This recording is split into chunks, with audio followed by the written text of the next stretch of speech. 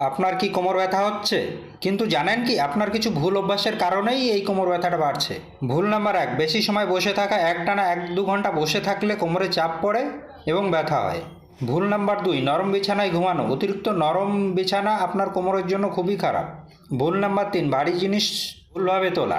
নিচু হয়ে তোলার বদলে হাঁটু ভাঁজ করে তুলুন। এবার আমি চিকিৎসা ও ঘরোয়া করণীয় সম্পর্কে কিছু বলবো। প্রথম ৪৮ ঘন্টার বেশি ভারী কাজ বন্ধ করুন। দিনে ২-৩ বার করে ১৫-২০ মিনিট করে গরম সেঁক দিন।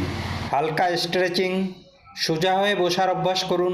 নিয়মিত ১৫-২০ মিনিট হাঁটুন ও ব্যায়াম করুন। এইগুলো করলে আশা করি আপনাদের ব্যথা কমে যাবে।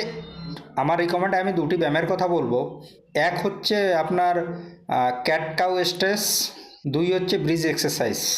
এগুলো পিঠের মাংস শক্ত করে। এগুলো করার পরেও যদি আপনার পিঠের ব্যথা না কমে তাহলে আপনি একজন ভালো ডাক্তারবাবুর পরামর্শ নেবেন। আর আপনারা যদি আমার সঙ্গে পরামর্শ করতে চান তাহলে নিচে দেওয়া হোয়াটসঅ্যাপ নাম্বারে মেসেজ করবেন।